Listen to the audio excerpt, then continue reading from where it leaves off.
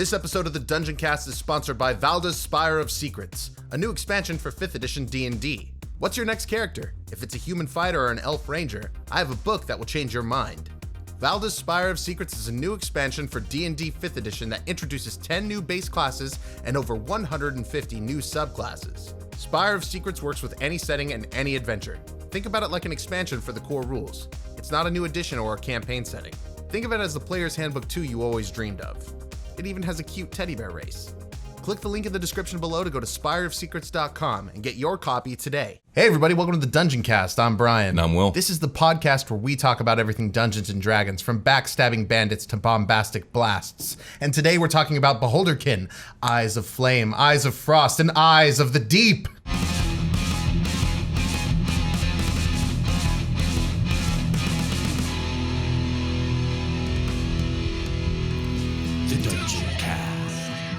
All right, hey Brian, how you doing? Hey Will, hey. We're here again. Talking about Dungeons and Dragons. My safe. This is my safe word. Wait, my what? safe zone. Your My safe place. Your safe zone. My safe word is something else. What year is it, Brian? 2000. The Year of the Beholder. Year of the Beholder. And today we are covering 3 Beholderkin, the Eye of Flame, the Eye of Frost, and the Eye of the Deep. The reason for this being that none of them have enough written lore to carry their own episode. And in fact, only one of them has an official stat block for 5th edition, and a really difficult one to find at that. Oh, wow. Okay. The Eye of Frost has an especially little written about it, limited to 4 sentences in the Monster Manual 2 of 4th edition. Oh, wow. Yeah. That's not a lot. It's not a lot. 4th edition's a wordy edition. Yes, but in some ways it was. So a lot of like the Dragon Magazine stuff and a lot of the essential stuff, which is like the back half of 4th edition, was really wordy. But like if you go into those monster manuals, not very wordy at all. Oh, interesting. Yeah. I feel like there's so much lore like, there is, when we talk about it. Okay. But yeah, 4th edition is kind of weird like that. Interesting. So it's a shame these 3 have not been expanded upon in 5e, as I do find them really cool in theory. Elemental influence beholders, if you will, but maybe the concept is just too obvious to expand on, ? It's an ice beholder. It lives in cold areas. It likes to shoot ice rays. It's a nice beholder? Like, oh, nice. Or like, they're your friend. Jesus, good. They'll give you presents on Have Christmas. you ever seen Adventure Time? Yeah. Oh, okay. So, well, I mean, a lot of it. Have you ever seen the Nice King episode? Because you have Ice King. Oh, yeah. The princesses mishear him and they think he's a nice king. Anyways. Oh, okay, yeah. I've seen a lot of episodes. That's the joke he just made. Ah, nice. Good job, Brian. You're stealing from Adventure Time on accident. Well, no, like brilliant minds think alike. I'm brilliant. You heard it here. Will said it, so it's true. If my opinion means anything to anyone looking to implement these guys into their game, I think the elemental flavor of these beholders can be spiced up with a bit of expansion on their personality and creation method. We know beholders can dream new beholders into existence and make changes to their own physiology in their sleep. Unfortunately, the origin of both the Flame and Frost beholder is not given to us, so it's up to DMs to elaborate and get creative if they choose to do so. But let's get into it, starting with the Eye of Frost. Okay, I would like that. Yeah. So, like I said previously, the Eye of Frost originates from 4th edition. This isn't surprising, as 4e really had an obsession with flavoring things by either element or plane of existence. Yeah, categorizing, like taking a monster and splitting it up into like, you could do it like this or like that. Exactly. So if a thing existed in 4e, there's probably an Ice, Fire, Shadow, Fey, and Farum version of it to be published in some source book somewhere. Yeah, cool. Okay. This Beholderkin is depicted as a gaunt white beholder with blue-gray eyes. Its hard, scaly skin comes to points below its chin and body reminiscent of icicles. All right. Is there I'm going to Google some... Oh, yeah. Google this up. Yeah. So what is it? Eye of Frost. Beholder? Yes. Okay, I'm going to take a look. The Eye of Frost is a heartless predator that hunts in frozen lands of ice and snow. More so than other types of beholders, the Eye of Frost lives for the twisted pleasures of the moment, seldom concerning itself with long-term plans. I fucking knew it. This was in Icewind Dale, wasn't it? I've been seeing this art a lot. And when you described it, I like... Oh, yeah. Is that in the Icewind Dale book? I wouldn't be surprised. I think so. I'm not sure, actually. It's quite possible. I never really cracked that one open. I don't look at the modules very often. Yeah. But that's just me, personally. I just mostly read Out of the Abyss, like constantly, almost. Right. Like, I sometimes I feel like I can't stop reading it. There might be a good reason for that. Huh. Anyways. So, most eyes of frost prefer to dwell in extreme cold lands of the material plane, as well as the place where the planes of water and air touch, the Frostfell. Which we don't talk enough about the Frostfell. There's not enough written about the Frostfell. I was going to say, what is that? Have we talked about it? I'm sure it's come up. So in the Elemental Planes episode, we talked about where each of the four where they planes rub touch. together. There's a subplane made. Yes. So where the plane of wind water... and water make the ice plane. I remember Frostfell, now. Yes. They also dwell sometimes in the elemental chaos or even certain locations of the Shadowfell, drifting high above their frozen landscape to spy prey from afar. Now, I do find it interesting that the personality of this beholder is very like in the moment, focusing on the twisted pleasures of the kill. Okay. Because that is very reminiscent of a lot of other frozen... some white dragon stuff. Some white dragon stuff, or some Remorath stuff. Yeah. Or even like frost giants are kind of like that to a certain degree. Like, they're a simple people. They're about the fight and they're about the strength and proving it and survival, and that's it. That's all they do. The Arctic Hare. Yeah. Fucking devil. Okay.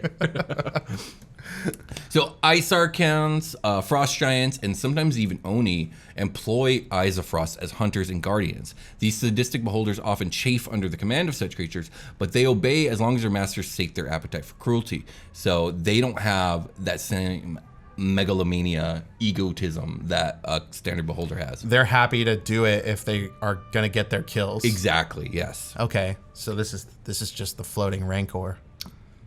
Yeah, sure, absolutely. Just trying to chomp. Little else is written about the Eye of Frost, save for 3 unique abilities it has apart from classic beholders. The first 2 being 2 unique eye beam powers. First is the Eye of Frost's Freeze Ray, which immobilizes its target by encasing them in ice. That doesn't make any sense. Just kidding. It makes absolutely perfect sense. The second is a Cold Ray, which does cold damage. Finally, the Eye of Frost has a unique ice armor ability. The eye encases itself in a thick coating of ice for a limited amount of time to increase its defenses. That's great. Like that spell. That spell I did constantly in Super Quest. Agatha's armor of Agathis. Armor of Agathis. Agathis. Or Agathis. However you want to say it. Yeah, it is very similar to that. I think in 4th edition it was like, it popped the move, and I think for an encounter, it would have a +2 to armor class and fortitude. Okay, yeah, that's actually not like the spell. It's not? Interesting. The spell does damage when you get hit with like melee. Yeah, but doesn't it boost your AC? Did it? I thought no. It boosts it gives you temp HP. Oh, that's it. So it gives you like temporary shields. Okay. High AC, more HP. Are they really that different? Well, I mean, you be the judge. Yeah. I think for creation origins of this beholder, a similar route as the Deathkiss could be in order. A beholder who either fears the possibility of freezing to death or is in actuality near hypothermic death may dream of a form perfectly designed for survival in such extreme conditions. A body of ice made only for frigid temperatures. Thus, an Eye of Frost is born. I think cruel and even primal in behavior and mentality tracks with other Arctic deity monsters as well. White dragons, yetis, frost giants, remorazes. These places are inhospitable, and survival is the name of the game. Yeah, totally. So to kill is to live. Indeed. Any questions about frost beholders or comments, concerns? I really like the concept of like a wizard with like one as its charge or whatever, right? So it's like, I just need you to be more cold, bro. And it stabs it and it's like teleports it to the fucking like tundra and it's like, change now. And that's intense. It Holy shit. dies and like births another one in its place. Is like, you work for me. Here, eat this Arctic hare. Nice. There we go. That's fun. And that's how the first frost beholder was born. Yeah. I just need you to be made of ice, my guy. I don't know. I can't tell you why. I just do. So next we will talk about the Eye of Flame. Okay. These beholders are depicted as scaly, reddish-brown, orbular tyrants with yellow eyes and vertical slit pupils. Ooh. They're kind of like a dragon. You want to pull up a kind of red dragonish. Okay. Go ahead and pull up an image. Eye of Flame. There are also some thick, short tendrils hanging from their lower body. As their name would suggest, they specialize in firing rays of fire. The Eye of Sauron came up because I didn't type 5e. Oh, okay. There it is. Yeah. Okay. Neat. Yeah. Let me see what you're looking at. Yeah. There it is. Isoflame are distinct from other beholders in that they lack the extreme arrogance and egotistical attitude that tend to hold regular beholders back. I find this interesting considering how we tend to associate fire with brazenness, arrogance, power, and anger. But instead of being the xenophobic megalomaniacs their kin are, they regularly and willingly cooperate with other creatures and also submit to the orders of creatures more powerful than themselves and even other beholders with little resistance. Now, I just said the thing I said about how I find that funny because I think we do associate fire with kind of like chaos, destruction, brazenness, arrogance, all that other stuff. Yeah. But now that I think about it, in D&D, we often associate the fire creatures with lawful evil. A lot of the infernal stuff, totally. Ifriti are lawful evil. Those are the two off the top of my head. So maybe this one lends itself to that mentality because it gets transformed by close proximity to the plane of fire. I don't know. Or even Beator. I don't know. I guess it could be like if you go to Beator, like these things would be the beholder that are there. This is the ones you're going to find. Maybe you find the frost one in like, what is it, the 7th layer? The cold, icy one? Is that 8 or 7? I think it is 6 and 8. Oh, that's right. There were 2. Yeah, there are 2. There were 2 frosty ones. Yeah, they're 2 frosty ones. They're like, psych. Like the Eye of Frost, the Eye of Flame has some unique abilities. Their central eye renders those caught within its gaze with vulnerability to fire damage and increased susceptibility to catching on fire. Very handy. After sustaining serious damage or even after death, the inner fire of an Eye of Flame erupts in dangerous bursts, damaging those around it. That's very... Again, this is from 4th edition. And in 4th edition, there's a lot of like when a creature gets bloodied, something happens, or when a creature dies, something happens. Yes, and I think that's so fucking cool. I do. I agree as well. Unlike normal beholders, they have only 3 eye rays types, despite still possessing 10 eye stalks. Oh, okay. So 10 stalks, but only 3 types of beams. Okay. Indeed, they have a heat ray, a fear ray, and a telekinetic ray. So this beholder actually has an official stat block, which you're going to read shortly. It is a tough one to find, though. It is only available in the Adventurers League module, Blood Above, Blood Below. There's no lore written about it. It's just statted out and kind of described. An Adventurers League module. I know shockingly little about the Adventurers League. Me too. But I do know this is a very early module, and like it's hard to find. It's just, and this is the only time it's ever printed. It's never referred to ever again. I saw a post from like one of the D&D accounts that was like people playing Adventurers League like in esport uniform with headsets, and I was like, I couldn't wrap my mind around it. Like, what are they doing? I have to look into it. I am speaking from a place of ignorance when it comes to Adventurers League, but from the impressions that I've gotten, is it attracts a type of D&D gamer that is very much into the game part of the game. Yeah, like all the minutia, the mechanics, rules, the optimization, all that other stuff. Maybe I'm wrong. They play. That's the impression I've always gotten. They play Encumbrance. Yeah. If anybody listening knows a lot about Adventure League, please feel free to hit us up in the comments. I kind of want to read about it. I want to know what people's experiences with that is. Yeah, if you're an Adventure Leaguer, let us know in the comments below. I'm going to read a stat block now. Indeed, go for it, Brian. And so this is for the Eye of Flame, right? Yes, so Eye of Flame. This is a large aberration of lawful evil. Its armor class is 18, which that seems really high for a beholder, right? Let me pull up the classic beholder, but keep reading. Okay, yeah, and it says it's plate. So this thing's made of metal? That's dope. Hey man, I don't know. Maybe its natural armor is plate. Maybe, or maybe it got plated up for this adventure. I didn't read about the adventure, man. I just pulled the stat block. Yeah, that's interesting though. I like that. Could be wearing armor. That's fucking awesome. No. The regular beholder has armor class 18 natural armor. Oh, that's really high. So that might actually be a misprint. That it says plate. Yeah. Oh. Again, this is very early on. This is almost like right after D&D Next. Did you see this art that I pulled up? Yes, it's very nice. I don't know whose art this is, but it's dope. Maybe we shouldn't refer to art we can't show our fans. I know. I'm thinking this is a misprint. Okay, so it's probably natural armor. I think it should be natural armor. Yeah, it doesn't look like it's wearing armor. No. It's got 180 HP. It's got a walking speed of 0, a flying speed of 20. That's hover. Strength of 10, dexterity of 14, constitution of 18, intelligence of 17, a wisdom of 15, and a charisma of 17. So far, we are identical to a regular beholder so far. Beholders are strong. Saving throws, intelligence plus 7, wisdom plus 7, charisma plus 8. Okay, a little fluctuation there. Perception plus 12. Same. It's immune to being prone. It's also immune to fire, which is dope. Yes, that's nice. Senses are dark vision of 120 feet, passive perception of 22. So high. Languages, deep speech, and undercommon. It's a challenge rating 13. It's got the vulnerability cone. The beholder's central eye creates an area of fire vulnerability in a 150-foot cone. It's like I told you. Yes, it's almost just like you told me. All creatures within the cone gain vulnerability to fire. At the start of each of its turns, the beholder decides which way the cone faces and whether the cone is active. It also has heated body. A creature that touches the beholder or hits it with a melee attack while within 5 feet of it takes 7 or 2d6 fire damage. That's like elemental stuff, huh? Yeah. It's gonna bite if it wants to on an action. It's a pretty fierce bite, too. That's one of its actions. Yeah, that bite is pretty fierce if you want to read the damage. It's a melee weapon attack with +5 to hit, reach of 5 feet, one target. It's going to hit for 14 or 46 piercing damage, plus 14 or 46 fire damage. 28 damage on the bite. Nice. Chompy. Eye rays. The beholder shoots 3 of the following magical eye rays at random. Reroll duplicates except for flame ray. So it could shoot multiple flame rays. Yeah, because I was going to say, what's the point of rolling if you have to reroll duplicates? But it's because you could do 2 or 3 flame rays. That's ahead. cool. Sorry. Yeah, choosing 1 of the 2, 3 targets it can see within 120 feet of it. So on a 1 and a 2, you're going to get the flame ray, which is targeted creature must make a DC 16 dexterity saving throw, taking 44 8d10 fire damage on a failed save, or half as much damage on a success. On a 3, you're going to get the fear ray. The targeted creature must succeed on a DC 16 wisdom saving throw, be frightened for 1 minute. The target can repeat the saving throw at the end of each of its turns, ending this effect on itself on a success.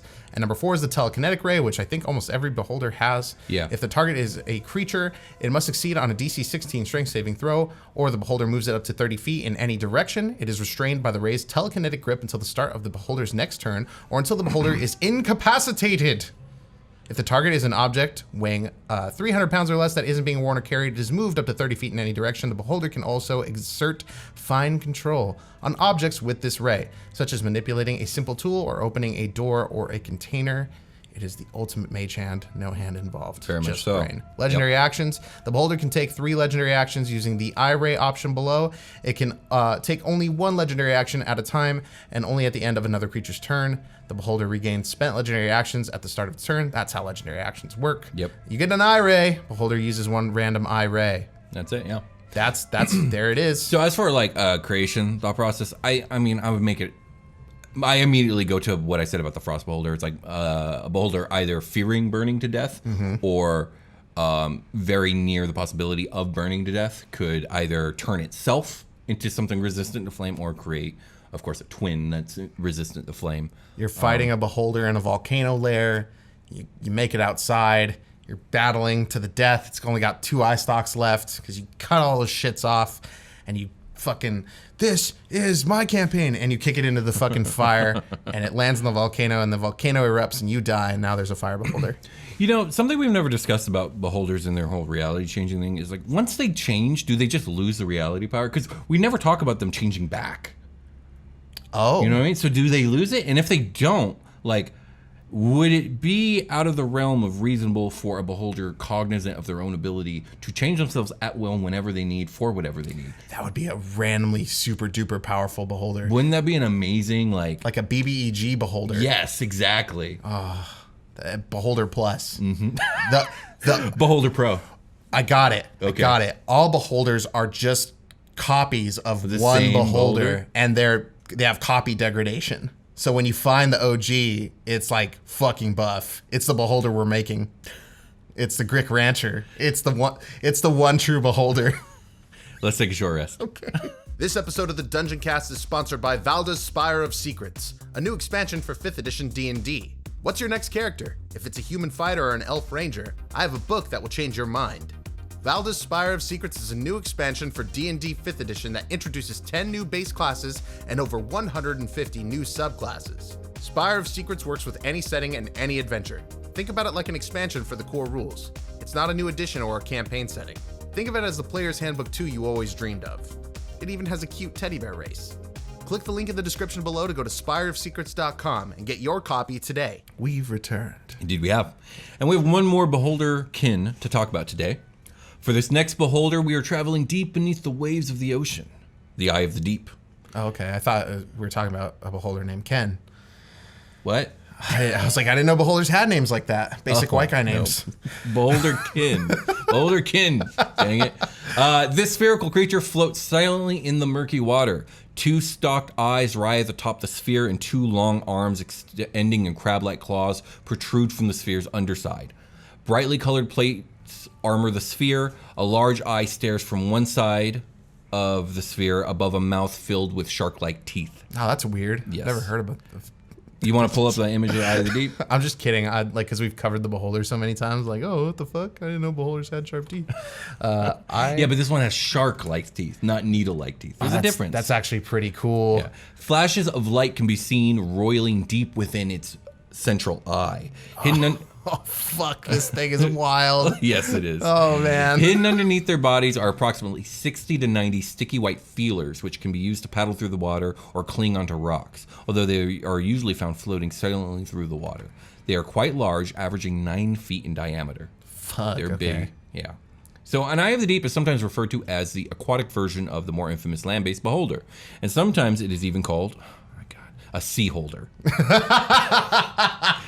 They're fucking with us. This is straight from... That's not a joke I said, everyone. That's the writing. That's the writing.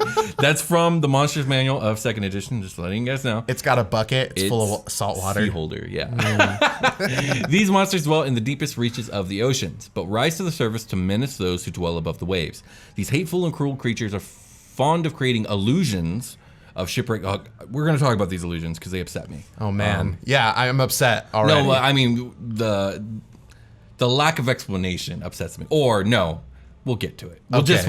We will get to I have problems with these illusions. Okay, Anyways, I have a really good Adele joke. These hateful and cruel creatures are fond of creating illusions of shipwreck survivors, small islands, mermaids, or whatever else they think might lure their victims closer. Some Eyes of the Deep can also be found in relatively shallow waterways far underground. They usually make their homes in undersea grottos and sunken ships, though. This would suck to dig a well and find this shit. Like, holy shit. No! We're dead. So, Eyes of the Deep are as deceptive as they are selfish, with no sense of loyalty. They will only work with other creatures if promised food or convinced that the alliance is advantageous to them in some way. Honestly, though, like, don't we only work with others when it's advantageous to us for the most part? Unless they're, like, a close friend or family member? Like, maybe this is just pragmatism. Like, you should respect yourself and, like, do things you like. Know and, your like, value. Yeah, like... Allow things in your life that serve you and not things that like are gonna tear you down. We could learn from the Eye of the Deep. Unless they're your friends or family, according to Will. Then just fucking beef it out with them. Just do that dumb shit they're asking you to do. All right. So they avoid others of their kind. That tracks. To prevent potential battles with equal foes. While not particularly intelligent compared to normal beholders, they are smart enough to employ traps and other tactical moves. They sometimes use their illusion abilities for entertainment. Okay. Fuck. Why wouldn't you? I would. Monsters are people too, right? Indeed. That's what we've been discussing, Brian. There's a little like sea gazer next to it. It's like, you want to watch some YouTube? It projects it on the fucking wall, cave Absolutely, wall. I would. Nice. So now, these illusion abilities are poorly explained and quite frankly don't really make sense because they achieve it by combining their eye rays, of which they have 2. Okay. One ray has the same effect as the Hold Monster spell, and the other has the effect of the Cone of Cold spell. And for some reason, when both eye rays work in concert, they can craft incredible illusions, even creating moving 3-dimensional images. As I grow more skilled, yeah, exactly. It's stupid. It's dumb. It's dumb, Brian. This is the worst. Yeah. These don't make any sense. I tried so hard for like a good 4 seconds to combine Hold Monster and Cone of Cold in my brain, and all I thought of were ice cubes with little body parts in them. As they grow more skilled, they can create and manipulate the images without even looking at them. This is stupid. They have a few more unique abilities. An Eye of the Deep can generate a bright white flash from its center eye that stuns its target for up to a minute and blinds them for twice as long. They have a regenerative ability and are able to regenerate parts of their body. That's cool. Given enough time, with eye stalks requiring 6 to 11 days and other body parts needing a month, although the process can be accelerated depending on how much they eat. Eyes of the Deep are capable of smelling blood in the water, much like a shark. They have an innate sense for even the subtlest water currents, and they have telepathy. Finally, for some reason, they don't need to sleep. Do fish sleep? Is this an aquatic thing? That like Maybe. That might be a reference sleep? to some sort of aquatic thing. While fish do not sleep in the same way that land mammals sleep, most fish do rest. Research shows that fish may reduce their activity and metabolism while remaining alert to danger. Because you can't fucking sleep in the ocean, my guy. That's not how that place works. So there it is. That's why. Okay. Yeah. All right. So 3 to 6 of their bottom feelers are for reproductive purposes. Again, this is what I love about D&D. Sometimes they just got to add in how they fuck. Yep. And they will periodically deposit eggs on the ocean floor. Other eyes of the deep can then fertilize these eggs 2 months after they are laid and will instinctively attempt to do so. Young eyes of the deep subsist on carrion and small fish until their powers and strength develops. Eyes of the deep sometimes work with other entities such as Sahuagin or Ixtatachel in exchange for the bodies of land dwellers, as they cannot manually go to shore to claim the bodies themselves. Okay, so they're gonna hit up some homies. Somehow, yeah, it's like, yo, you got any of them bodies? So these might work for Demogorgon. Shout out to Demogorgon. Any questions about Eyes of the Deep? That was a good one. What the fuck? Like, so they're trying to avoid other beholders, but they have mating polyps on their belly. Yeah, and even these are designed so they don't have to actually interact with each other. It's like, I'm gonna lay this egg on the floor because my body tells me to do so, and then later on a male version will come and fertilize that because his body tells him to do so. Slap it a bunch. Yeah, exactly. God, I keep thinking of Adventure Time references. This is good. Because when why not? Never mind. It's the scene where Lemongrab is trying to like learn how to like be loving, and he's got one of the candy people. Oh yeah, and then he just can't, so he just starts slapping it. That's immediately where my mind went to. Unacceptable. Should we take a long rest? I think it's long rest time. Okay. Hey everybody, welcome to the long rest. This is the part of the episode where we rest from the other thing. From the show. I love you. Thank you so much for listening to the show. Well. I gotta get just Brian's love. I have love too. I gotta get the tally on. The Dungeoncast love being in your ear. Don't do that. So sorry about that. Or am I? Slippers. Oh, okay, let's do it. We covered a lot of information today, but I think there's some information that you don't know that maybe I could tell you about. I would love to hear it. You could know it about beholders. So. Indeed. Beholders, underwater ones specifically, yes. In the deep, they could have had it all. Rolling down there. I'm confused. What? It's the Adele joke I never got to do. But they, all these beholders yawn, cough, and they even burp, but they don't cry. They don't have the glands. Oh, interesting. Yeah. The Is that because fish can't cry? Beholder lack a part of the brain that sets them apart from other, regular stuff. What the fuck is that? I tried to read this quote and it didn't work because the quote is bad. They don't have a cerebral cortex, and so they don't cry. Beholders don't cry. How can you have so many eyes and not cry? And that's what makes them a monster. That's what actually makes them a monster. Did you know? Fascinating. Did you know that? I had no idea. I really didn't know. It's not true. Okay. Okay, can we move on? Yeah, I believe we have a contest still going. Yeah. We are giving away Fizzband's Treasury of Dragons, which is coming out, I believe, on September 19th. If you are interested in a copy, there are 2 ways to enter. The first way, get on social media. Share your favorite episode of any of our many, many shows. We got a few on YouTube. We got 2 podcasts. Super Quest, Dungeoncast, everything you need to know, D&D Explained. Share that shit with hashtag Dungeoncast. We will add you to the list. You can enter that way. You can also enter on Instagram. I believe it is by liking the post that you find there and tagging 2 people. Something like that. Yeah, we will be announcing the 2 winners on September 19th. These contests really help us grow. So even if you're not that interested in the book, you could still share our show. Yeah, I mean, are you into this shit? Maybe someone else is that or don't. I mean, just like put it out there. You never know, and it helps us a lot. If you want to help the show, you can also go to Patreon, help us keep the lights on and stuff. Got a lot of cool stuff there for you if you guys are interested. We Yep. try and keep it worth it, but also we just want to say we really appreciate anyone who goes there and does support us, because it really does help us keep doing this. Yeah, it's just like the main thing, the main way we get paid. Indeed. So thank you guys so much. Make sure to follow us on Twitter, follow us on Instagram, check us out on YouTube, subscribe, comment, leave a review on iTunes. These are all ways that can help us. If you like what we're doing, please do one of those things, because it helps. And there's a new thing if you want to help us out. I started an Amazon wish list, so I think we started a link tree as well on our social media. So if you go there, there should be a link for our Amazon wish list. And the reason we started it is because on YouTube we have this sick, cool background with a bunch of like D&D merch kind of up on the wall, or like things my friends made and stuff like that. And it's great, and I love it. But we need to fill it in a little bit. Yeah, it's still lacking, and we got some empty space on it. Yeah, so we've got a lot of cool ideas for it, and they're all on our wish list. So you can just like buy us a gift. We'll display it. We'll shout you out. We'll tell people about it.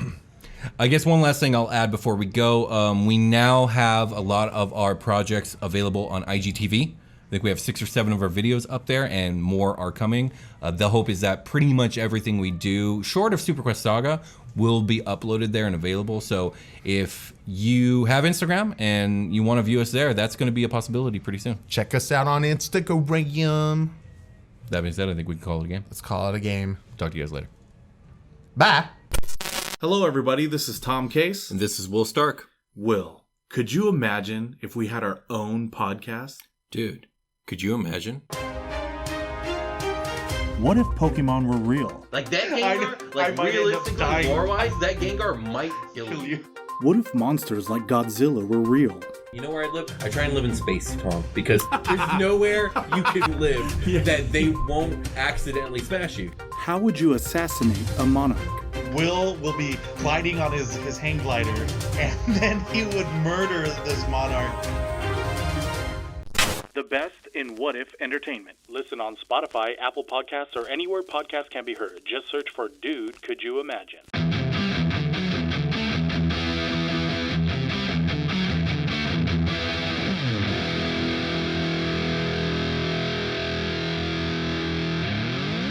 The Dungeoncast.